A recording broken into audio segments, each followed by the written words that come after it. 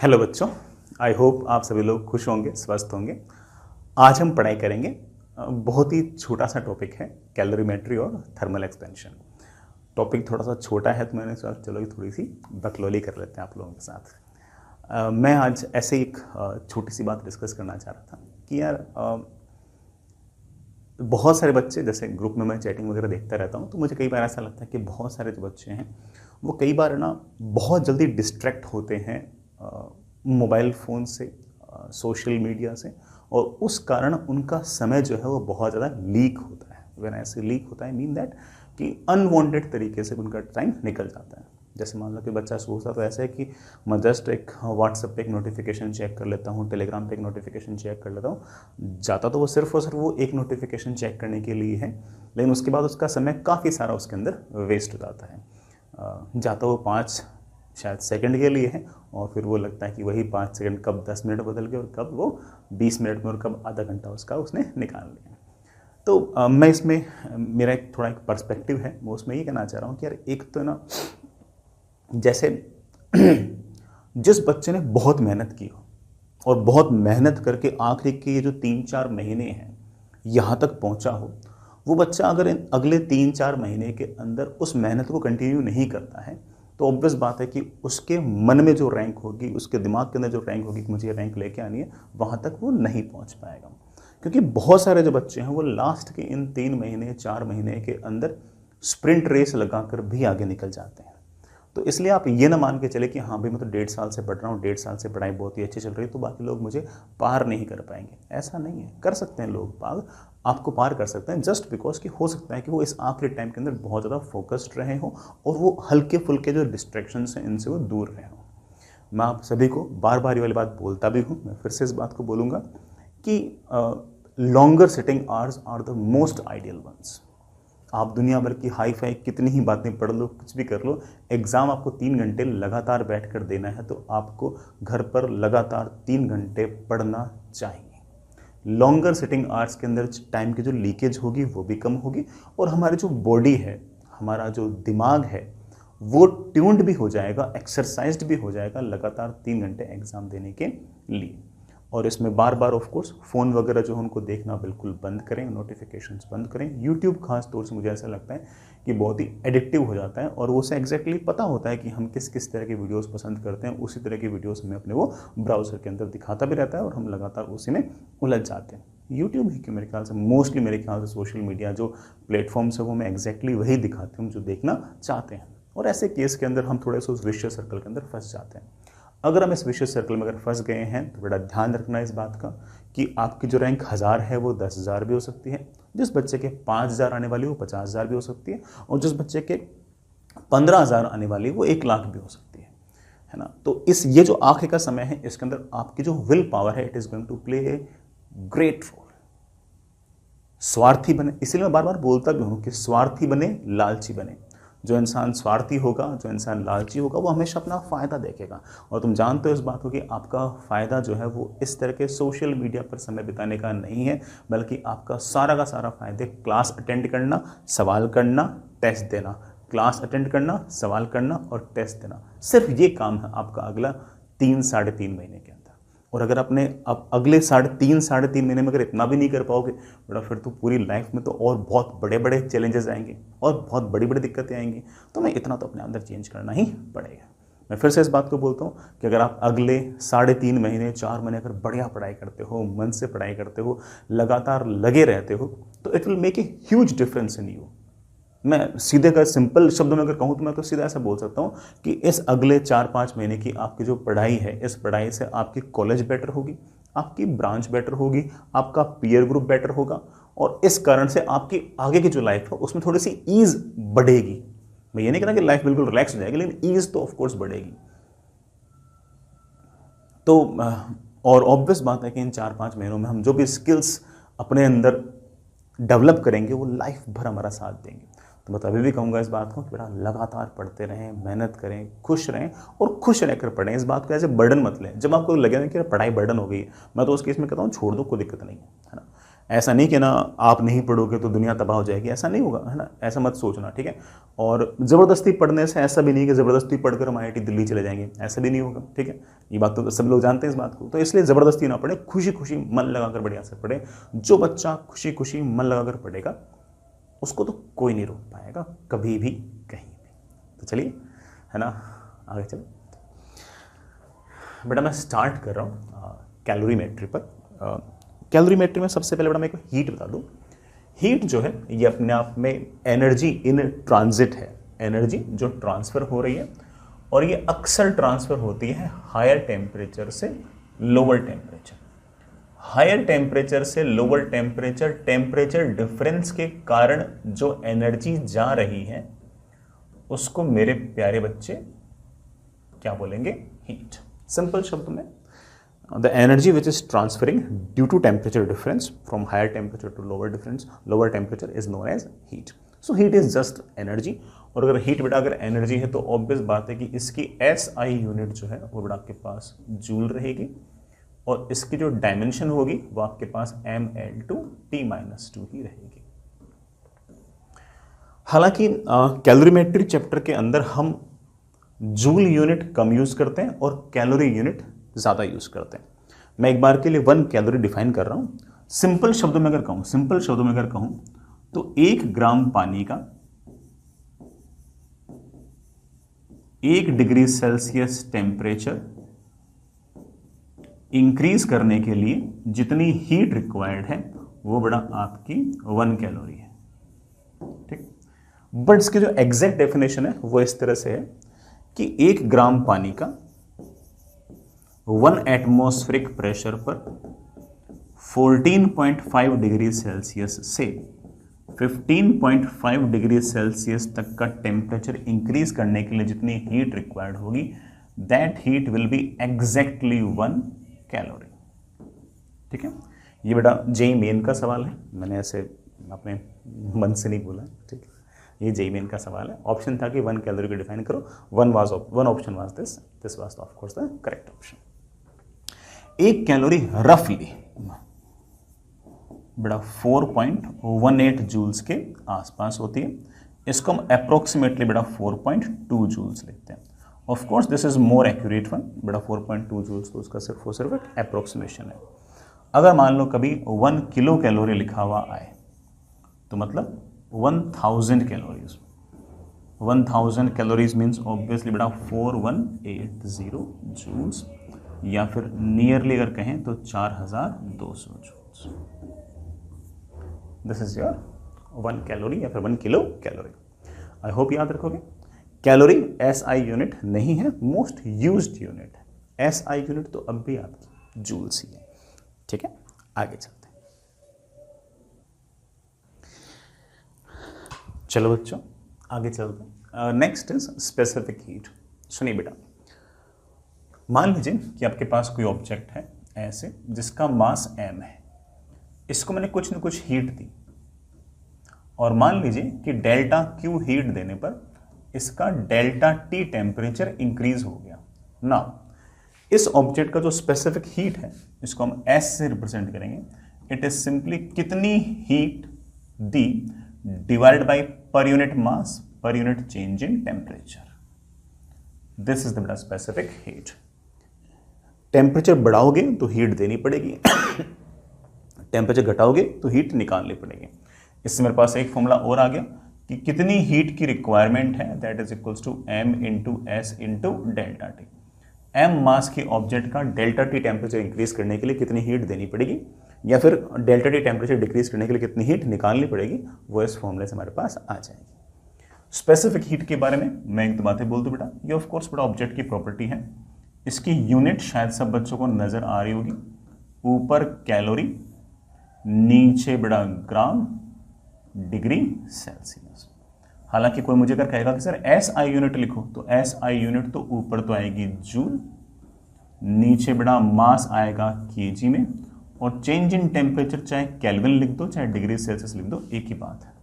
आपस में कन्वर्जन्स आपको पता ही बेटा, कितने कैलोरी कितने जूल्स है, कितने ग्राम कितने किलोग्राम है, वगैरह वगैरह, वो कंपेरिजन आपको पता ही। आप फिर भी अगर चाहो तो वाटर की स्पेसिफिक हीट याद रख सकते हो, आपको हल्का फुल्का आइडिया है भी कि इट इज़ 1 कैलोरी पर ग्राम पर डिग्री सेल्सियस। आप बोलोगे हाँ सर, 1 ग्राम पानी का 1 डिग्री सेल्सियस टेम्परेचर इंक्रीज करने के लिए मुझे 1 कैलोरी की आवश्यकता पड़ती है। 1 कैलोरी को अगर आप चाहो तो बड़ा 4.2 जूल्स भी लिख सकते हो। ऊपर नीचे अगर 1000 से मल्टीप्लाई करूं तो 1 किलो कैलोरी पर केजी पर डिग्री सेल्सियस, या फिर 4200 जूल पर केजी पर डिग्री सेल्सियस। मतलब 1 किलो पानी का 1 डिग्री सेल्सियस टेम्परेचर इंक्रीज करने के लिए 4200 जूल के आसपास की आपको एनर्जी चाहिए होगी। जो आपके आइस और स्टीम है बड़ा, उनकी स्पेसिफिक हीट बराबर होगी, और वो जो आपके वाटर की स्पेसिफिक हीट थी ना, उसका जस्ट हाफ होगी। हालांकि मैंने वैसे याद करा दिया है, बट सवाल में जो आपको वैल्यू दे रखी हो ना, आप थोड़ा वही यूज करना, ठीक है। जस्ट हाफ होगी थोड़ा, यहाँ पर 0.5, यहाँ पर 2.1, यहाँ पर 0.5, यहाँ पर 2100 जूल, ऐसे लिख देना, तो आपके पास आइस और स्टीम की भी स्पेसिफिक हीट आपको याद रहेगी। मैं एक बात बोलना भूल गया, स्पेसिफिक हीट की डायमेंशन अभी लिखता हूँ बेटा। ऊपर तो एनर्जी है, एनर्जी के डायमेंशन मेरे प्यारे बच्चे याद रखते हैं mL/T-2। नीचे केजी है, केजी के डायमेंशन m। टेम्परेचर बेटा, टेम्परेचर के डायमेंशन कई बुक्स में थीटा लिखी रहती है, जेई जो है वो उसे के यूज करता है। m से m कैंसिल हो गया और मेरे पास डायमेंशन आ गया L/T-2 K-1। ये बेटा जेई एडवांस का सवाल है, ये बेटा जेई एडवांस का सवाल है।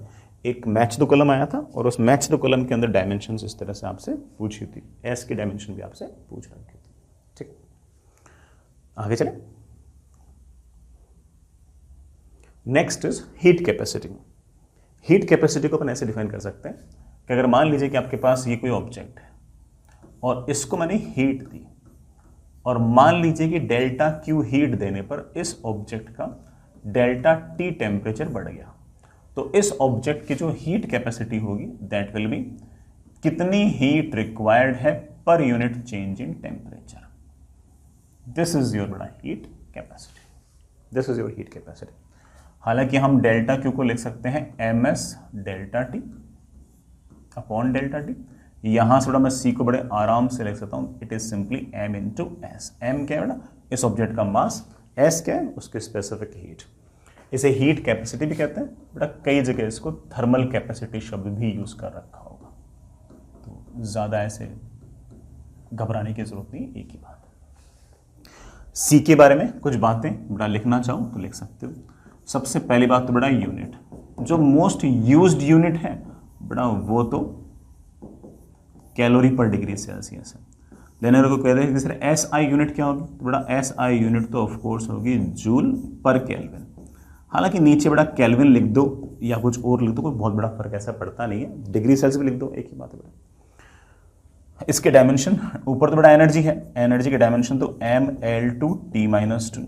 नीचे टेम्परेचर था, टेम्परेचर की डायमेंशन होती है के, वो ऊपर गया तो K-1। ये आपके पास बड़ा हीट कैपेसिटी की डायमेंशन। एक बात है बेटा, मैं थोड़ा सा और बेटर तरीके से आपको हीट कैपेसिटी समझा सकता हूं। मान लीजिए बेटा ये आपके पास कोई ऑब्जेक्ट है और इस ऑब्जेक्ट को लेट से मैंने 200 कैलोरीज की हीट दी, तो इसका टेम्परेचर 4 डिग्री सेल्सियस बढ़ गया। कोई मुझसे पूछे कि इसकी हीट कैपेसिटी कितनी होगी, तो बड़े आराम से कह सकता हूं कितनी हीट दी डिवाइड बाय कितना टेम्परेचर चेंज हुआ। हीट दी है 200 कैलोरी, 200 कैलोरी देने पर 4 डिग्री सेल्सियस टेम्परेचर बढ़ा है, तो मेरे पास आंसर आ गया है 50 कैलोरी पर डिग्री सेल्सियस।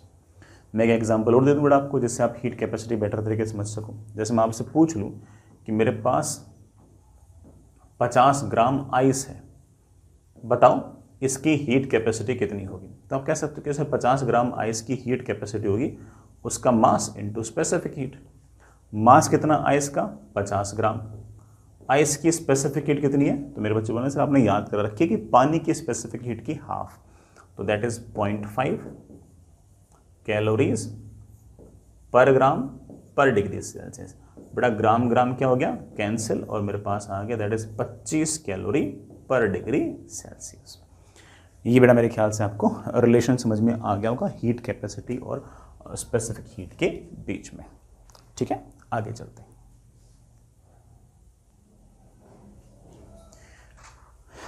चलिए बच्चों आगे चलते हैं। नेक्स्ट इज फेज चेंज को डिस्कस कर लेते हैं। हीट टेम्परेचर तो चेंज करता ही है, साथ साथ में फेज भी चेंज कर सकता है।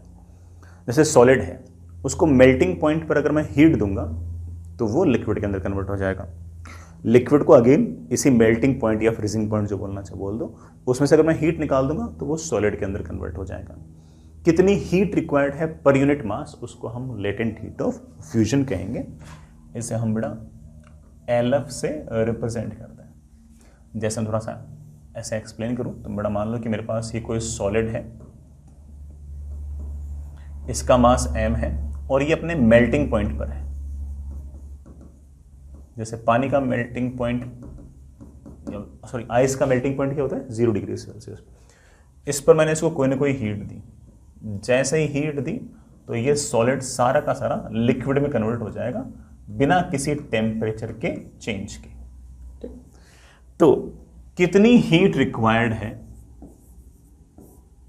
To melt this solid per unit mass is defined as latent heat of fusion. Is defined as latent heat of fusion. Latent heat of fusion के बारे में बड़ा कुछ बातें बोल दूं। बड़ा सबसे पहली बात, अच्छा इसको उल्टा भी सही है, लिक्विड में से इतनी हीट निकालोगे थोड़ा ये सॉलिड में कन्वर्ट हो जाएगा। सॉलिड को अगर हीट दोगे तो ये लिक्विड के अंदर कन्वर्ट हो जाएगा।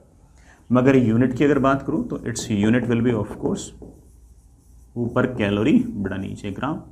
SI यूनिट की अगर बात करोगे तो बड़ा बोल दूंगा कि इट इज जूल पर केजी। डायमेंशन की अगर बात करोगे तो बड़ा ऊपर तो जूल तो आ जाएगा mL2T-2, केजी आ जाएगा मास, तो जैसे डिवाइड करोगे तो सिर्फ और सिर्फ L2T-2 आपका बच जाएगा। मैं पानी के केस में आपको याद भी करा रहा हूँ। जैसे मान लो कि आपके पास ये आइस है 0 डिग्री सेल्सियस पे और इसका मास है m। इसको मैंने कोई ना कोई हीट दी तो ये कन्वर्ट हो जाएगी वाटर में। टेम्परेचर नहीं चेंज होगा, एक बार तो पहले पूरी की पूरी आइस वाटर में कन्वर्ट होगी, m मास के वाटर में कन्वर्ट होगी। तो हम यहां पर लेटेंट हीट ऑफ फ्यूजन जो है कितनी heat the divide by mass, और इसकी वैल्यू आती है बेटा 80 कैलोरीज पर ग्राम। इसका अर्थ तुम समझ गए कि 1 ग्राम आइस को 1 ग्राम वाटर में कन्वर्ट करना है 0 डिग्री सेल्सियस में, तो 80 कैलोरी की हीट की आवश्यकता आपको पड़ेगी। बड़ा हीट की कितनी आवश्यकता पड़ेगी, आप उसको ऐसे भी लिख सकते हो कि दैट इज m × LF। तो फेज चेंज में ये वाला फॉर्मूला रहेगा और टेम्परेचर चेंज में आपके पास ये वाला फॉर्मूला रहेगा। As simple as that. ठीक, टेम्परेचर चेंज में ये, फेज चेंज में आपके पास है। ठीक, और ये वैल्यूज आपको अक्सर दे रखी होगी, मैंने फिर भी हल्की फुल्की याद कराने की कोशिश की है, बट ठीक है बेटा मोस्टली आपको दे रखी होगी। जिस तरह से लेटेंट हीट ऑफ फ्यूजन था वैसे बेटा आपके पास लेटेंट हीट ऑफ वेपराइजेशन है। अब latent heat of vaporisation defined होता है लिक्विड से गैस के लिए। जैसे मान लो बेटा आपके पास पहले वाटर है 100 डिग्री सेल्सियस पे, बेटा 100 डिग्री सेल्सियस वाटर का बॉइलिंग पॉइंट होता है, और मैं इसको कन्वर्ट करना चाहता हूं स्टीम में। टेम्परेचर चेंज नहीं हो रहा, 100 डिग्री सेल्सियस। m मास की वाटर को m मास की स्टीम में मैं कन्वर्ट करना चाहता हूं, तो मुझे ऑब्वियस बात बेटा कुछ ना कुछ हीट तो देनी पड़ेगी। लेट्स से बेटा मैंने कोई ना कोई हीट दे दी है, let's say that is delta Q. Latent heat of vaporisation बेटा उसको हम LV से रिप्रेजेंट करते हैं। इट इज सिंपली कितनी हीट रिक्वायर्ड है पर यूनिट मास। अगेन बेटा सारी कहानी भाई यूनिट आएगी आपके पास जूल पर केजी या कैलोरी पर ग्राम। डायमेंशन बेटा वही आपकी L2T-2। पानी वाले केस में अगर याद करना चाहो तो आप कह सकते हो कि LV की जो वैल्यू होगी वो 540 कैलोरी पर ग्राम होगी। अब इस बात का अर्थ इंपॉर्टेंट है। इस बात का अर्थ ये कि 1 ग्राम पानी जिसका टेम्परेचर 100 डिग्री सेल्सियस है, उसको 1 ग्राम स्टीम, उसका टेम्परेचर भी 100 डिग्री सेल्सियस है, उसमें कन्वर्ट करने के लिए 540 कैलोरी की आवश्यकता पड़ेगी। 2 ग्राम को ऑफकोर्स 2 टाइम्स 540, 10 ग्राम को ऑफकोर्स 10 टाइम्स 540। और आप बड़े आराम से कह सकते हो कि यहाँ पर हीट का जो फॉर्मूला आएगा दैट इज m × LV। इस बात का ध्यान रखना बेटा, इधर से इधर जाओगे तो हीट देनी पड़ेगी, इधर से इधर आओगे तो आपको ऑफकोर्स हीट निकालनी पड़ेगी। ठीक है, समझ गए इस बात को। आगे चलिए बेटा, next is law of mixture. Simple सी बात है, ऐसे कोई बहुत ज़्यादा मैं इसको ऐसे कॉम्प्लिकेट वगैरह नहीं कर रहा, बिल्कुल सीधे सपाट तरीके से मैं इसको बता रहा हूँ कि दो चीज़ों को अगर मिक्स किया जाए तो क्या होगा। अगर हमने दो ऑब्जेक्ट्स मिक्स की अलग अलग टेम्परेचर की, जैसे मान लो कि बेटा मैंने किसी कंटेनर के अंदर दो लिक्विड मिक्स किए, ठीक है। एक लिक्विड जो है उसका टेम्परेचर लेट से 10 डिग्री सेल्सियस है, दूसरा लिक्विड जो मैंने मिक्स किया उसका टेम्परेचर लेट से बेटा 20 डिग्री सेल्सियस है। तो जब ये दोनों लिक्विड मिक्स हो जाएंगे तो उस मिक्सचर का जो टेम्परेचर होगा वो बेटा कुछ 20 डिग्री सेल्सियस से ज़्यादा और 10 डिग्री सेल्सियस से कम, बीच का कुछ ना कुछ आ जाएगा, डिपेंडिंग ऑन कि किसका मास ज़्यादा है और किसकी स्पेसिफिक हीट कितनी है। सर पता कैसे चलेगा कि फाइनल टेम्परेचर क्या होगा? फाइनल टेम्परेचर क्या होगा, इसके लिए सीधा सा रूल है कि हायर टेम्परेचर वाले ने जितनी हीट लूज की होगी, लोअर टेम्परेचर वाले ने उतनी हीट गेन की होगी, and this is known as your law of mixture. Higher temperature वाले ने जितनी हीट लूज की होगी, लोअर टेम्परेचर वाले ने उतनी हीट गेन की होगी। जैसे मान लीजिए कि मेरे पास कोई लिक्विड है जिसका मास है m1, स्पेसिफिक हीट है s1 और टेम्परेचर है T1। दूसरा लिक्विड है जिसका मास है m2, स्पेसिफिक हीट है s2 और टेम्परेचर है T2। इन दोनों को मैंने मिक्स किया, बड़ा मान लो T1 बड़ा है और T2 छोटा है, तो इसका टेम्परेचर तो घटेगा, इसका टेम्परेचर बढ़ेगा। इसने जितनी हीट लॉस की होगी इसने उतनी हीट गेन की होगी। इसने कितनी हीट लॉस की होगी, तो आप बोलोगे सर इसने हीट लॉस की m1 s1, इनिशियल वाला टेम्परेचर ज़्यादा था, बाद वाला टेम्परेचर कम है, जो टेम्परेचर चेंज है बड़ा वो लिख दो। इसने जितनी हीट लॉस की है शुड बी इक्वल टू इसने कितनी हीट गेन की है, इसने हीट गेन की है m2 s2, इसका टेम्परेचर बड़ा बड़ा है, कितना बड़ा है T माइनस T2। और सॉल्व करते फाइनल टेम्परेचर की मेरे पास वैल्यू आ गई है m1 s1 T1 plus m2 s2 T2 upon m1 s1 plus m2 s2। बड़ा ये m1 s1 को तुम इसका C1 भी लिख सकते हो, मतलब हीट कैपेसिटी, तो आप ये भी लिख सकते हो कि it is C1 T1, m2 s2 में लिखता हूँ C2 T2 upon C1 plus C2। ये हमारे पास आ गया है फाइनल टेम्परेचर। अब मैं प्रूव नहीं कर रहा, लेकिन ऐसे बोल रहा हूं, बड़ा मान लो कि मैंने 3 लिक्विड मिक्स कर दिए, इसकी हीट कैपेसिटी C1, इसकी हीट कैपेसिटी C2 और इसकी हीट कैपेसिटी C3। इसका टेम्परेचर T1, इसका टेम्परेचर T2 और इसका टेम्परेचर T3, और मैंने इन तीनों को मिक्स कर दिया, तो फाइनल टेम्परेचर कितना होगा निकालना चाहा निकाल सकते हैं, ठीक है। मैं सीधा आंसर लिख रहा हूँ, बड़ा that will B C1 T1 plus C2 T2 plus C3 T3 upon C1 plus C2 plus C3। बड़ा C1 C2 C3 क्या है, रेस्पेक्टिवली बड़ा इनकी heat capacities m1 s1 m2 s2 m3 s3। ये बड़ा आपका फाइनल टेम्परेचर। स्टैंडर्ड सा result है, बहुत सारे सवालों में तो बड़ा हो सकता है कि आप इसको डायरेक्ट ही लगा सको, कभी किसी प्रकार की खास दिक्कत ऐसी नहीं आएगी। ठीक है प्यारे वाले बाल को, आगे चले। Next is water equivalent. बड़ा ऐसे छोटा सा एक कॉन्सेप्ट है, कोई बहुत ऐसे भारी कॉन्सेप्ट ऐसा है नहीं। जैसे कई बार क्या होता है कि है ना, जैसे मान लो कि ऐसे बोल दिया कि मेरे पास ये कोई कंटेनर है और इस कंटेनर के अंदर पानी मिक्स कर दिया, आइस मिक्स कर दिया, इस तरह के कॉम्प्लिकेटेड सवाल पूछ लेते हैं।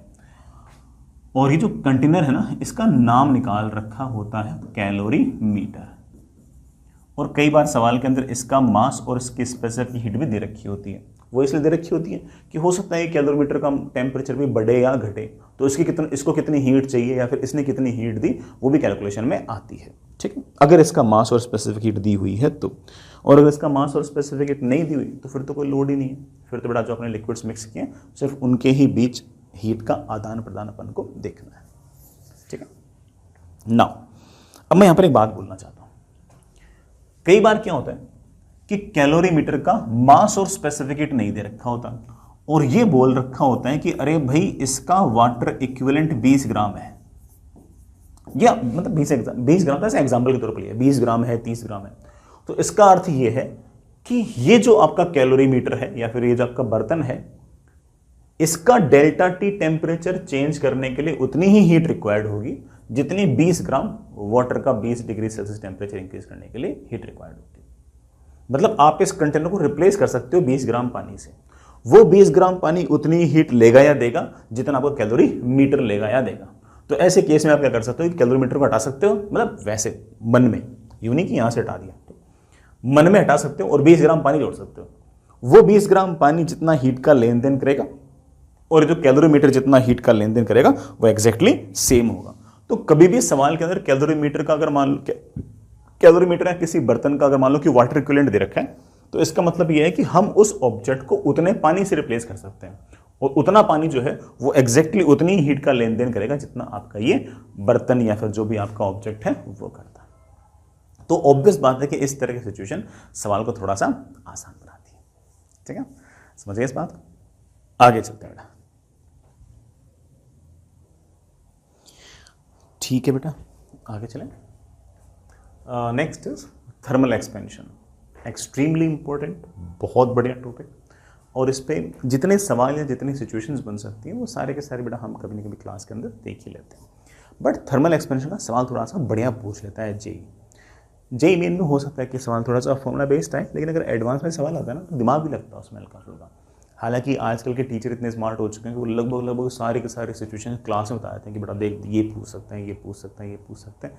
But we all know that कि IIT professor are even more smarter, तो वो कुछ ना कुछ और एक्स्ट्रा पूछ लेते हैं। ठीक है, लेकिन जिस बच्चे को बेसिक्स पता होते हैं वो तो कुछ ना कुछ रास्ता निकाल ही लेता है। ठीक, हम काइनेटिक थ्योरी ऑफ गैसेस और थर्मोडायनामिक्स के अंदर ऐसा देखते थे कि गैसेस को हीट करने पर वो एक्सपेंड होती थी, और वो तो एक्सपेंड होकर ऐसे होते थे कि वॉल्यूम 2 गुना हो गया, 3 गुना हो गया, 10 गुना हो गया, ऐसे होती थी। सॉलिड्स और लिक्विड्स भी एक्सपेंड होते हैं, लेकिन ऐसा नहीं कि वॉल्यूम 2 गुना हो गया, 3 गुना हो गया। वॉल्यूम में या बेटा एरिया में या लेंथ में ऐसे 0.1%, 0.2% के आसपास का चेंज आता है। But even that change is very important to us, उसको हम बेटा बोलते हैं हमारा थर्मल एक्सपेंशन। इसमें एक पॉइंट आपको ये याद रखना है कि अगर मान लीजिए कि आपके पास ये कोई सॉलिड है और इसके अंदर मैंने कोई से भी 2 पॉइंट ले लिए रैंडमली, ए और बी। इन दोनों पॉइंट्स के बीच में लेट्स बेटा जो सेपरेशन है वो आर है। अगर मैं इस ऑब्जेक्ट का टेम्परेचर बढ़ाऊंगा तो इन दोनों पॉइंट्स के बीच जो सेपरेशन है वो बढ़ेगा। किसी भी 2 पॉइंट के बीच में, सेम ऑब्जेक्ट पर कोई अगर 2 पॉइंट हैं तो उनके बीच में सेपरेशन बढ़ेगा अगर आप टेम्परेचर बढ़ाओगे तो। ठीक है, ये बात आपको याद है। सबसे पहले बड़ा लीनियर एक्सपेंशन। लीनियर एक्सपेंशन के अंदर हम इस बात को डिस्कस करते हैं कि लेंथ में कितना चेंज आता है टेम्परेचर इंक्रीज करने पर। जैसे मान लीजिए बड़ा आपके पास ये कोई ऑब्जेक्ट है, इस ऑब्जेक्ट की लेंथ है लेट से एल, टेम्परेचर है बड़ा आपका T डिग्री सेल्सियस। अगर मैं इसको थोड़ा फ्री छोड़ूं और अगर मैं टेम्परेचर हल्का सा बढ़ाऊं और नया टेम्परेचर में T plus delta T degree Celsius कर दूं तो इसकी लेंथ हल्की सी बढ़ जाएगी और हो जाएगी L प्लस डेल्टा L। कितनी लेंथ बढ़ी? जो लेंथ बढ़ी it will be directly proportional to actual length कितना है, it will be directly proportional to change in temperature कितना है, और कुल मिलाकर आपके पास फॉर्मूला आएगा कि change in length is equals to some constant into L delta T।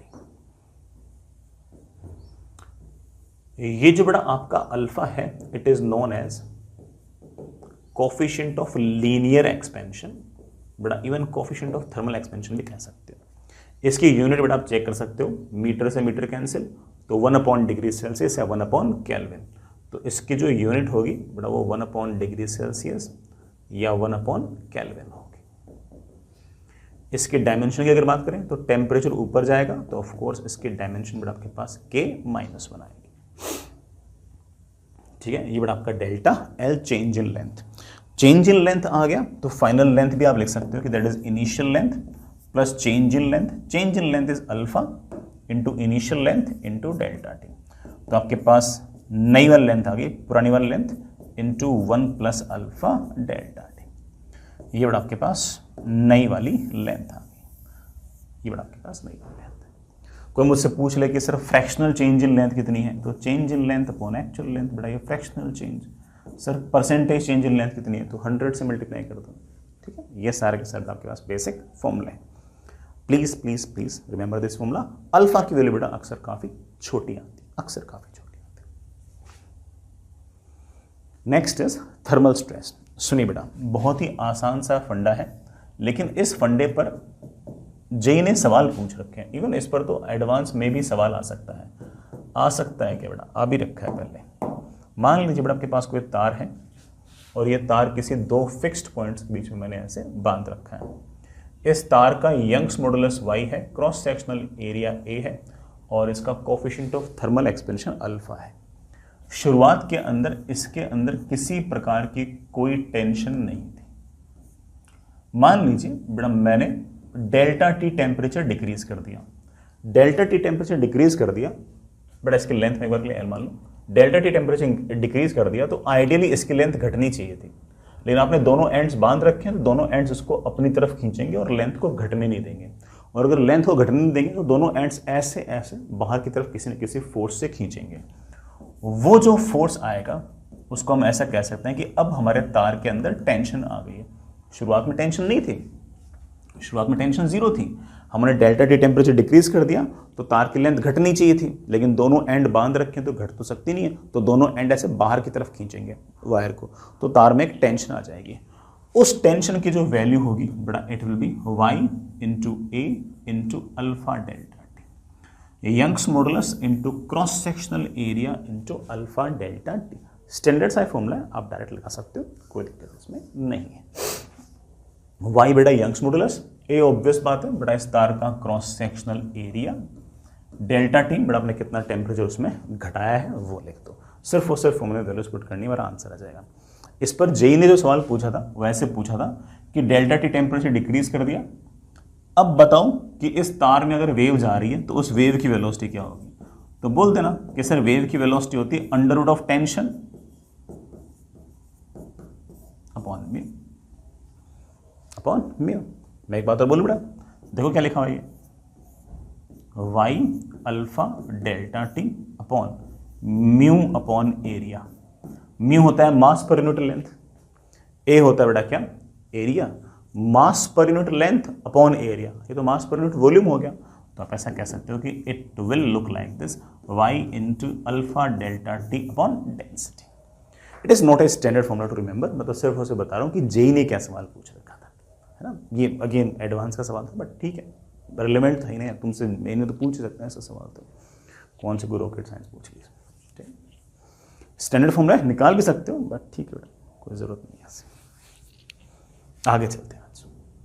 Next is time period of a simple pendulum. सुनना बच्चों, आपके पास ये कोई फिक्स्ड एंड, ये बड़ा मेरे पास कोई सिंपल पेंडुलम, बड़ा इसकी लेंथ L है, कोफिशिएंट ऑफ थर्मल एक्सपेंशन बड़ा इसका अल्फा है।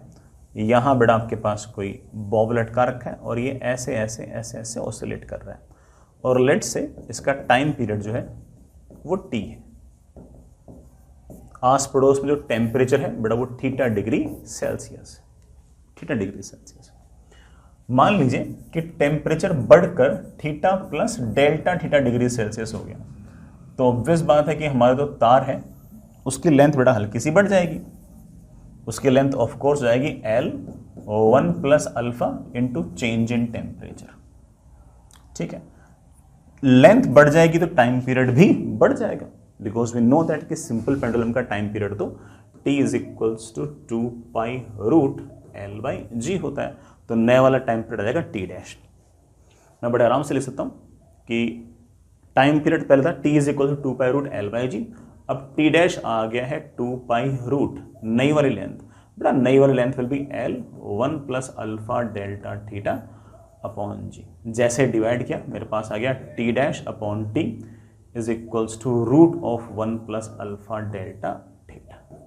मैं अगर बाइनोमियल अप्रोक्सीमेशन लगाऊं तो मैं इसको लिख सकता हूं कि T dash upon T is equals to 1 plus half times alpha delta theta. और यहां से बड़े आराम से T dash minus T upon T is equals to half times alpha delta theta. ऊपर क्या आ गया, चेंज इन टाइम पीरियड, नीचे क्या आ गया, एक्चुअल टाइम पीरियड। तो एक तरीके से ही आ गया fractional change in time period, ये आ गया fractional change in time period. आगे चलते बेटा, एक तरह का सवाल और पूछ लेते हैं कि अगर मान लो कि किसी मेटलिक स्केल से अगर हमें कोई ऑब्जेक्ट की अगर लेंथ मेजर करनी है तो कैसे मेजर करेंगे, सुनिए बेटा। हेडिंग लिखना, measuring length using metallic scale. मान लीजिए बट आपके पास कोई ऑब्जेक्ट है ऐसे, ठीक है। जो ऑब्जेक्ट है उसके लेंथ बेटा लेट से एक्चुअल है एल नॉट, और इस ऑब्जेक्ट का कोफिशिएंट ऑफ थर्मल एक्सपेंशन है लेट से अल्फा नॉट। इसकी लेंथ को मैं स्केल से मेजर कर रहा हूं, थोड़ा स्केल मैंने इसके साइड में ऐसे लगा दी, यूं लगा दी, साइड में मैंने ऐसे लगा दी।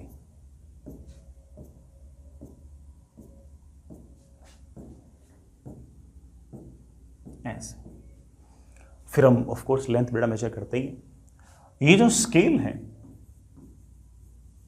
इसका कोफिशिएंट ऑफ थर्मल एक्सपेंशन आपके पास अल्फा एस है, ठीक है। मान लीजिए मेरा टेम्परेचर T डिग्री सेल्सियस था, तो इस स्केल से इसकी लेंथ मैंने मेजर की, तो रीडिंग जो है वो आपके पास आ गई एल नॉट सेंटीमीटर्स।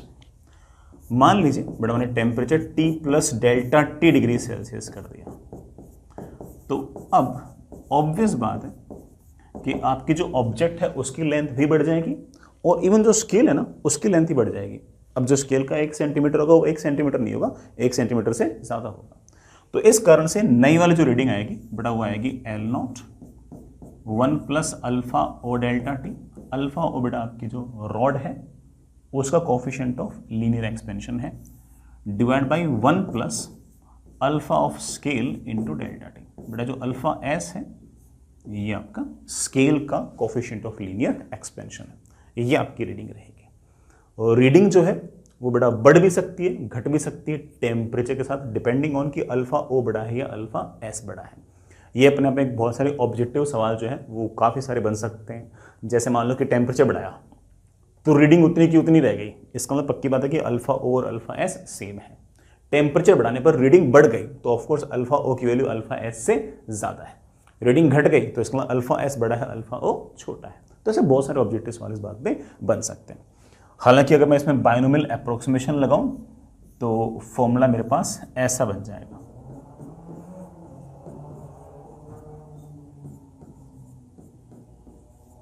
ये लीजिए, that is L nought 1 plus alpha O minus alpha S into delta T. ये बड़ा मेरे पास रीडिंग है अप्रोक्सीमेशन के बाद।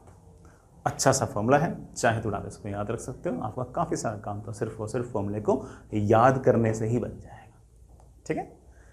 आगे चलते हैं। अच्छा, नेक्स्ट इज एरियल एक्सपेंशन। बेटा मान लीजिए कि आपके पास कोई ऑब्जेक्ट है और ऐसे 2 डायमेंशनल ऑब्जेक्ट है इस तरह से, और इसका एरिया ए नॉट है at temperature T degree Celsius. इस ऑब्जेक्ट का कोफिशिएंट ऑफ लीनियर एक्सपेंशन बेटा लेट से आपके पास अल्फा है। इसका जब टेम्परेचर T डिग्री सेल्सियस था तो जैसे मैंने आपको बताया इसका एरिया ए नॉट था। अगर मैं temperature T plus delta T degree Celsius करता हूं तो एरिया बढ़ जाएगा, क्योंकि लेंथ ही बढ़ जाएगी बेटा, विड्थ ही बढ़ जाएगा तो एरिया बढ़ जाएगा, और नया वाला एरिया आएगा पुराना वाला area into 1 plus 2 times alpha delta T. आप बोलोगे सर सब कुछ वैसा ही है, बस जहां पर अल्फा था वहां पर 2 अल्फा आ गया। हाँ बेटा सही बात है, इसको मैं लिखता हूं A not 1 plus beta delta T. बेटा बीटा अपने आप में कोई नई टर्म नहीं है, ये एक तरह से आप ऐसे कह सकते हो कि ये 2 टाइम्स अल्फा है। नाम निकालना चाहो तो इसको बोल दो कि it is basically coefficient of areal expansion. Areal expansion कितना एरिया बढ़ा है अगर ये निकालना हो तो ऑफ कोर्स नए वाले एरिया में से पुराना वाला एरिया माइनस कर दो तो आपके पास आएगा that is a not into beta delta T. अगर आपको फ्रैक्शनल चेंज परसेंटेज चेंज वगैरह निकालने तो वो भी आप बड़े आराम से बड़े इत्मीनान से इसमें निकाल सकते हो, कोई ऐसे बहुत बड़ा टास्क ये है नहीं, ठीक है। ये आपका एरियल एक्सपेंशन की कहानी, ठीक है बच्चों। कोई मुझसे पूछ ले कि व्हाट्स द फ्रैक्शनल एरर, तो मैं बोलूँगा fractional error is change in area upon actual area that is beta delta T. Percentage change पूछना हो तो दोनों तरफ को 100 से मल्टीप्लाई कर दो, हमारा आंसर आ जाएगा। This is your areal expansion. Next is volumetric expansion. अब बेटा मैं ऐसा वापस से क्या बोलूँ, चलो ठीक है।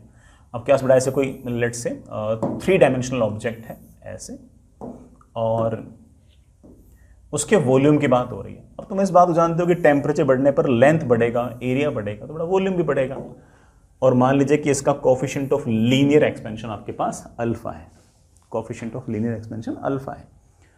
टेम्परेचर जब आपका T डिग्री सेल्सियस था तो मान लीजिए बेटा इसका वॉल्यूम V0 था। अगर आपने इस ऑब्जेक्ट का temperature T plus delta T degree Celsius किया तो वॉल्यूम अब थोड़ा सा बढ़ जाएगा, पुराना वाला volume into 1 plus 3 times alpha delta T आ जाएगा। ये जो 3 टाइम्स अल्फा है मैं इसे एक बार के लिए गामा लिख देता हूं। गामा ऐसे अपने आप में कोई नई क्वांटिटी नहीं होगी, ठीक है, एक तरह से 3 टाइम्स अल्फा ही है, ठीक है। गामा को बड़ा तुम नाम निकालना चाहो तो कह सकते हो कि sir it is coefficient of volumetric expansion. मैं आपसे पूछूं कितना वॉल्यूम चेंज हुआ तो आप बोलोगे सर वॉल्यूम चेंज हुआ है V0 into gamma delta T. कोई मुझसे पूछ ले कि sir fractional change in volume कितना है तो मैं कहूँगा कि that is of course gamma delta T. कोई मुझसे पूछ ले कि sir percentage change in volume कितना है तो मैं बोल दूंगा percentage change in volume is of course gamma delta T into 100। आपने एक चीज़ और इंटरेस्टिंग से नोटिस की होगी कि coefficient of linear expansion, coefficient of areal expansion और कोफिशिएंट ऑफ वॉल्यूमेट्रिक एक्सपेंशन, इनका जो रेशो है वो 1:2:3 है। तीनों चीज़ें आपस में एक दूसरे से इस तरह से रिलेटेड भी है। वॉल्यूम कितना बढ़ेगा कितना घटेगा इसका फॉर्मूला बेटा हमारे लिए काफ़ी ज़्यादा इंपॉर्टेंट है। टेम्परेचर बढ़ाओगे तो ऑब्जेक्ट का वॉल्यूम बढ़ेगा, टेम्परेचर घटाओगे तो ऑब्जेक्ट का वॉल्यूम घटेगा, ठीक है।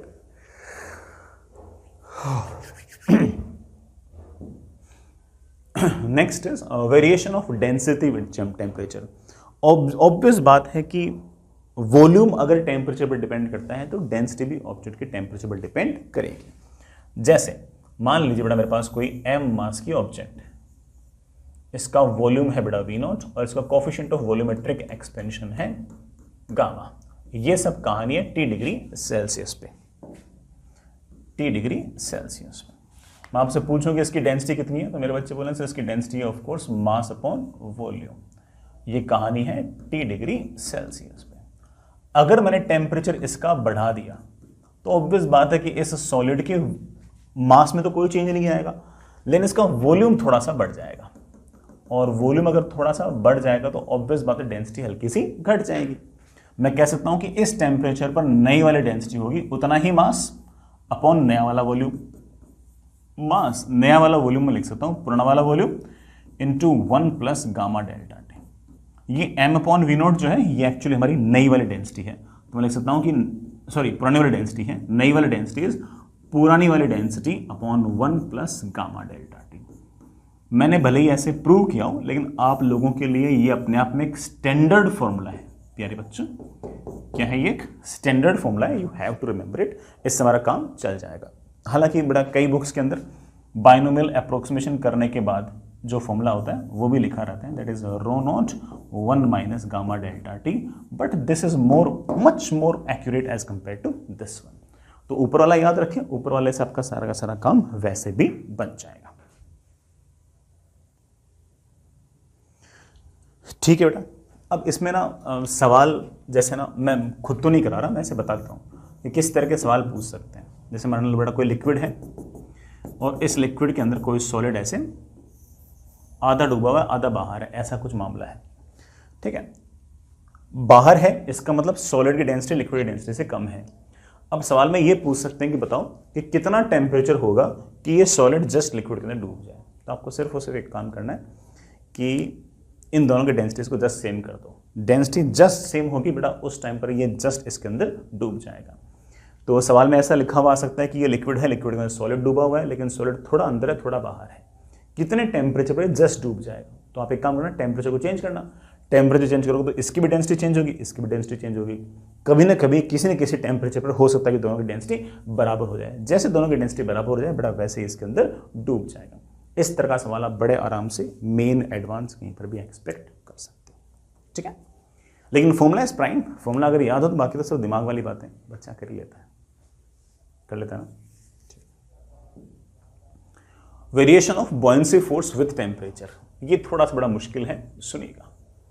इसमें दो केस बता रहा हूं बेटा। पहला कि आपका जो सॉलिड है ना वो लिक्विड के अंदर पूरी तरह से डूबा हुआ है। ये रहा बेटा आपका सॉलिड और ये पूरी तरीके से लिक्विड के अंदर डूबा हुआ है। सॉलिड जो है उसका मास m है, सॉलिड की बेटा डेंसिटी मेरे पास रो है, वॉल्यूम बेटा उसका v नॉट है, इसका कोफिशिएंट ऑफ वॉल्यूमेट्रिक एक्सपेंशन बेटा गामा s दे रखा है, टेम्परेचर बेटा आपका let's say T degree Celsius है। ये सारा का सारा जो सॉलिड है ये एक लिक्विड के अंदर इस तरीके से डूबा हुआ है, ऐसे डूबा हुआ है। इसके ऊपर की तरफ एक बॉयंसी फोर्स लगेगी। बॉयंसी फोर्स होता है लिक्विड की तो डेंसिटी, बेटा लिक्विड की डेंसिटी मैं लिख रहा हूं सिग्मा और लिक्विड का गामा में लिख रहा हूं मैं गामा एल। ठीक, लिक्विड की तो डेंसिटी, वॉल्यूम सॉलिड का जो अंदर है मल्टीप्लाइड बाई जी। इस बॉयंसी फोर्स को मैं एक बार के लिए एफ बी नॉट लिख देता हूं, वापस से साइड में लिख दूं। शुरुआत में जब टेम्परेचर आपका T डिग्री सेल्सियस था उस टाइम पर ऊपर की तरफ एक बॉयंसी फोर्स लग रहा है एफ बी नॉट और उसकी वैल्यू होगी लिक्विड की तो डेंसिटी सिग्मा, वॉल्यूम किसका सॉलिड का, into G. This is your buoyancy force. मान लीजिए आपका temperature T plus delta T degree Celsius हो गया। अब बॉयंसी फोर्स कितना होगा? फॉर्मूला तो वही होगा बेटा, लिक्विड की डेंसिटी। लेकिन मेरे बच्चे लिक्विड की डेंसिटी अब सिग्मा थोड़ी होगी, लिक्विड डेंसिटी होगी सिग्मा अपॉन 1 प्लस लिक्विड का gamma into delta T multiplied by solid का वॉल्यूम। सॉलिड का वॉल्यूम अब वी नॉट थोड़ी होगा बल्कि V nought into 1 plus gamma of solid into delta T होगा, इंटू बड़ा जी तो है ही है। ये जो सिग्मा वी नॉट जी है मैं इसको बोल सकता हूं कि ये हमारा पुराना वाला बॉयंसी फोर्स है। तो नया वाला बॉयंसी फोर्स आ गया, पुराना वाला buoyancy force into 1 plus gamma S delta T upon 1 plus gamma L delta T. What a beautiful formula it is. And again ये फॉर्मूला 10-20 ऑब्जेक्टिव सवालों का दरवाजा खोलता है। वो ऑब्जेक्टिव सवाल जेईई मेन में पूछ सकते हैं, जेईई एडवांस में पूछ सकते हैं। टेम्परेचर बढ़ाने पर बॉयंसी फोर्स कब बढ़ेगा? जब गामा एस गामा एल से बड़ा होगा। मुझे खुद को याद नहीं रहता फैक्ट, बड़ा फॉर्मूला बताता है मेरे को, तो मैं कहाँ याद रखूंगा इन सब बातों को। टेम्परेचर बढ़ाने पर बॉयंसी फोर्स कब घटेगा? जब बड़ा ऑफ कोर्स गामा एल बड़ा हो, गामा एस छोटा हो। टेम्परेचर चेंज करने पर भी बॉयंसी फोर्स चेंज नहीं हो रहा, इसके मतलब पक्की बात है गामा एस और गामा एल दोनों बराबर हैं, तो कैंसिल आउट हो रहे होंगे। ठीक है, तो मुझे तो खुद को याद नहीं रहते बेटा फॉर्मूले वगैरह, लेकिन मैं लॉजिक से अगर सोचूंगा तो मेरा काम बन जाता है। अब ऑब्वियस बात है बेटा, मुझे तो एग्जाम देना नहीं होता, तो अगर मान लो कि मैं तो अगर फॉर्मूले अगर भूल भी जाऊँ तो इट्स ओके, मैं तो लॉजिक से सोच लूंगा। मेरे को तो किसी सवाल में 2 मिनट की बजाय अगर मान लो 2.5 मिनट लगे, 3 मिनट लगे, it's okay, you are not going to जज मी, है ना। बट आपको तो ऑफकोर्स बेटा एग्जाम देना है ना, तो आपको अगर एग्जाम देना तो कई बार आपके लिए फॉर्मूला याद रखना थोड़ा सा ज़्यादा ज़रूरी हो जाता है ना। आई मे साउंड थोड़ा सा मतलब आपको ऐसा लग रहा हो कि सिर्फ खुद तो भैया ना मक्कारी कर रहे हैं और हमें कह रहे हैं कि तुम लोग याद क्या करो। The only difference between me and you is कि ना आपको एग्जाम देना है, मैं एग्जाम दे चुका हूँ। जब मैंने एग्जाम दिया था तो मेरे को याद था, अब मेरे को याद नहीं है। अब तो मैं ठीक है, दिमाग में बेसिक बातें पता होती हैं, वो उससे निकालता रहता हूँ। अब आप में से कोई बच्चा सोचे कि सर मैं भी ऐसा कर लूँ, ऐसा करके आप ऑफकोर्स एप्टीट्यूड वाइज अच्छे हो जाओगे, चीज़ों की समझ में अच्छे हो जाओगे, लेकिन एग्जाम में थोड़े से आपको नुकसान हो सकते हैं। तो इसलिए मैं कहूँगा कि ठीक है यार ना, 3-4 महीने की बात है, अगर मान लो कुछ फॉर्मूला याद करके अगर आपके 5 सवाल भी अगर एक्स्ट्रा एग्जाम में सही होते हैं, इतना समय अगर आप बचा पाते हो, तो we should go for that lane in which we can do more 5 questions. ठीक है, I hope you won't mind that, है ना। ठीक है, आगे चलते हैं। अच्छा, इसमें एक केस और बताता हूँ। इसमें तो बड़ा सारा जो सॉलिड था वो लिक्विड के अंदर डूबा हुआ था। एक केस और है जिसमें सॉलिड जो है वो लिक्विड के अंदर फ्लोट कर रहा है। ये मान लीजिए आपके पास लिक्विड है, ये लिक्विड है और इसके अंदर सॉलिड जो है ना वो फ्लोट कर रहा है। ऐसे कोई सॉलिड है वो फ्लोट कर रहा है और टेम्परेचर वगैरह चेंज कर रहे हो। जब तक ये सॉलिड लिक्विड के अंदर फ्लोट कर रहा है, अब बॉयंसी फोर्स टेम्परेचर पर डिपेंड नहीं करेगी। सर क्यों नहीं करेगी? जस्ट बिकॉज कि लेट्स से सॉलिड का मास है m, तो नीचे की तरफ लग रहा होगा mg और ऊपर की तरफ लग रहा होगा बॉयंसी फोर्स। बॉयंसी फोर्स क्या होता है? लिक्विड की तो डेंसिटी, लिक्विड की तो डेंसिटी, सॉलिड का वॉल्यूम जो अंदर है मल्टीप्लाइड बाय जी। ठीक है, ये बात तो अपनी जगह सही है, बट मैं बहुत ही कंफर्म हूं इस बारे में कि अगर ये सॉलिड लिक्विड के अंदर फ्लोट कर रहा है तो ऑब्वियस बात है इस पर नेट फोर्स जीरो होना चाहिए, तो ऊपर का फोर्स बराबर नीचे का force, so it should be equal to solid का वेट, सॉलिड का mg। Now we know it very well कि टेम्परेचर चाहे बढ़ा लो चाहे घटा लो, सॉलिड का वेट तो वही रहेगा। सॉलिड का अगर वेट वही रहेगा तो ऑफ कोर्स अगर ये आपका सॉलिड डूब नहीं रहा है, फ्लोट ही कर रहा है अब भी, तो बुओयेंसी फोर्स भी वही रहेगा, बुओयेंसी फोर्स भी वही रहेगा। तो आप ऐसा कह सकते हो कि आपका जो बुओयेंसी फोर्स है इस केस में is independent of temperature provided if solid is floating। अगर सॉलिड फ्लोट कर रहा है तो, बल्कि आप तो ये बोलोगे कि इसका मतलब बिल्कुल कंफर्म हो कि बुओयेंसी फोर्स की जो वैल्यू है वो mg के बराबर होगी। अच्छा, इसका मतलब ये भी हो गया कि लिक्विड की डेंसिटी मल्टीप्लाइड बाय जो वॉल्यूम अंदर है इसकी वैल्यू बेटा सॉलिड के मास के बराबर होनी चाहिए। सॉलिड का मास बेटा कांस्टेंट है, it should be equal to constant. तो अंदर कितना वॉल्यूम है मल्टीप्लाइड बाय लिक्विड की density, it should be constant. Temperature अगर बढ़ेगा तो इसकी डेंसिटी घटेगी, डेंसिटी घटेगी लेकिन अंदर वाला वॉल्यूम बढ़ जाएगा, और अगर अंदर वाला वॉल्यूम बढ़ जाएगा दोनों का मल्टीप्लिकेशन हमेशा सॉलिड के मास के बराबर रह जाएगा, और आपका जो सॉलिड है बेटा वो उस पर लगने वाला बुओयेंसी फोर्स आपका कांस्टेंट रहेगा और वेट को बैलेंस करेगा, प्रोवाइडेड ये ऑब्जेक्ट डूबी नहीं है। अगर डूब गई तो अलग बात है, डूब गई तो बेटा हम वो पहले वाले केस में देख चुके। ठीक है, ज़्यादा तो नहीं हो गया, बट ठीक है, मुझे कई बार बड़ा ऐसा लगता है कि हो सकता कोई टफ सवाल इस बात में पूछ लें, तो मेरे बच्चों ने अगर पहले सुन रखा होगा तो वो तो सटासट ठीक है सर ने पढ़ा रखा है कर देंगे यार ना, और कोई बच्चा अगर बिल्कुल बेसिक से अगर सोचेगा तो उसको हल्का सा टाइम लग सकता है। आगे चलते हैं बेटा, next is by metallic strip. बेटा बाई मेटेलिक स्ट्रिप के अंदर मामला कुछ इस तरह का है, आपके पास बेटा ये एक मेटेलिक स्ट्रिप ऐसे L0 लेंथ की और D इसकी थिकनेस है, और मेरे पास एक दूसरी बायमेटेलिक स्ट्रिप और ऐसे,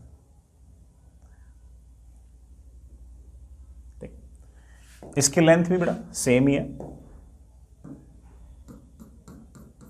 L0, और इसकी थिकनेस भी बेटा आपके पास D है। बस इतना फर्क है कि इसका coefficient of linear expansion alpha 2 है और इसका कोफिशिएंट ऑफ लीनियर एक्सपेंशन बेटा लेट से आपके पास अल्फा 1 है। और मैंने क्या किया बेटा, बीच में से ये जो जगह थी ना, मैंने यहां पर इनकी वेल्डिंग कर दी, मतलब दोनों को एकदम चिपका दिया मैंने, है ना, वेल्ड कर दिया, वेल्डिंग कर दी। ये हाल थी बेटा लेट से T डिग्री सेल्सियस की। अब मैंने मान लो बेटा टेम्परेचर बढ़ाया तो दोनों की लेंथ चेंज होगी। अब दोनों के अल्फा अलग अलग हैं, इसलिए बेटा दोनों की लेंथ अलग अलग चेंज होगी। मान लो कि अल्फा 1 बड़ा है तो इसकी लेंथ ज़्यादा बढ़नी चाहिए, इसकी लेंथ कम बढ़नी चाहिए। तो इस कारण से क्या होगा कि हमारा जो सारा का सारा अरेंजमेंट है ना वो ऐसा एक आर्क बना लेगा।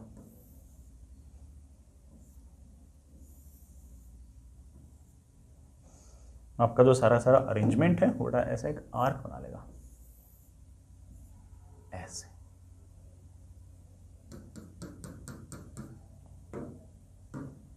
ऐसे बड़ा आर्क बना लेगा, यूं।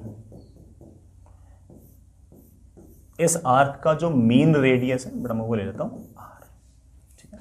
इसका coefficient of linear expansion alpha 2, बड़ा इस ऊपर वाले का कोफिशिएंट ऑफ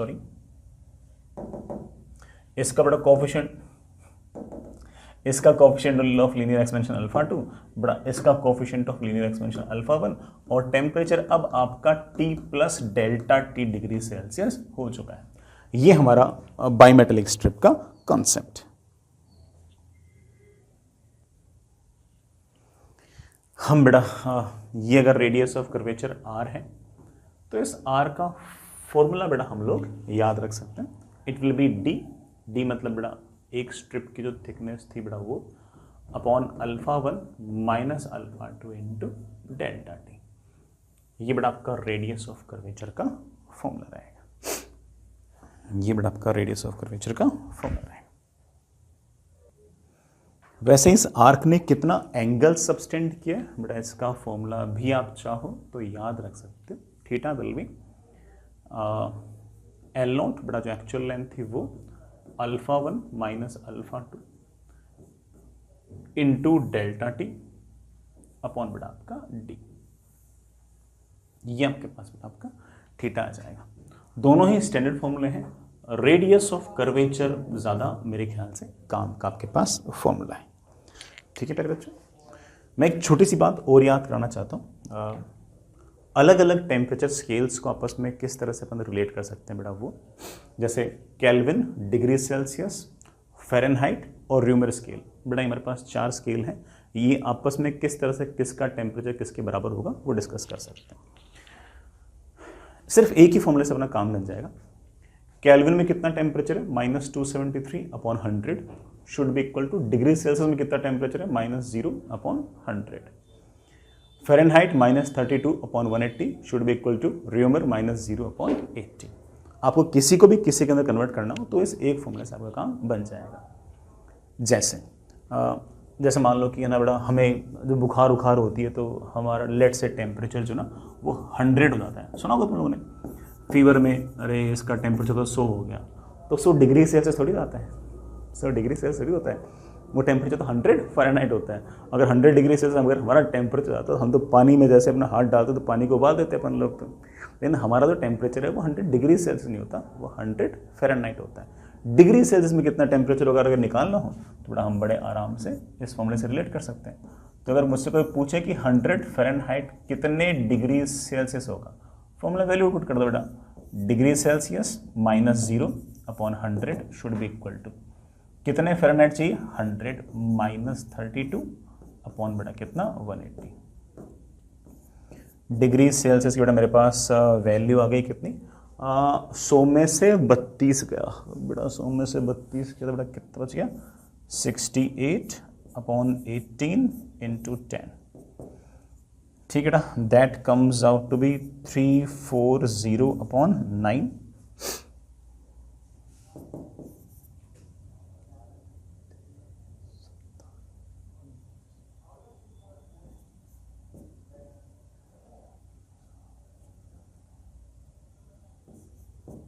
बेटा मेरे ख्याल से 37.7 डिग्री सेल्सियस के आसपास आ गया। तो ऐसे हम केल्विन को फ़ारेनहाइट से, केल्विन को र्यूमर स्केल से, डिग्री सेल्सियस को र्यूमर स्केल से आपस में बड़े आराम से इस फॉर्मूले से रिलेट कर सकते हैं। आसान से बड़ा फॉर्मूला है, चाहे थोड़ा इस फॉर्मूले को याद कर लो एक बार। अगर मेरे साथ बोलोगे तो याद हो जाएगा। Kelvin -273 upon 100 should be equal to degree Celsius -0 upon 100। ये 0 हटाना चाहो तो हटा भी सकते हो। Fahrenheit -32 upon 180 should be equal to Reaumur -0 upon 8।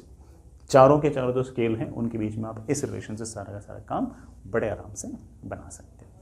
Please please please please बेटा इसको याद रख लो। क्या पता बेटा बहुत आसान सा सवाल सिर्फ और सिर्फ इस फॉर्मूले पे आ जाए, सट से कर देंगे तो ठीक है। चलिए बेटा कल करते हैं इसकी प्रैक्टिस, है ना। आज मैंने मेरे ख्याल से किसी प्रकार का कोई फॉर्मूला, कोई थ्योरेटिकल बात बिल्कुल नहीं छोड़ी है। टॉपिक थोड़े थे भी छोटे। चलिए अच्छा।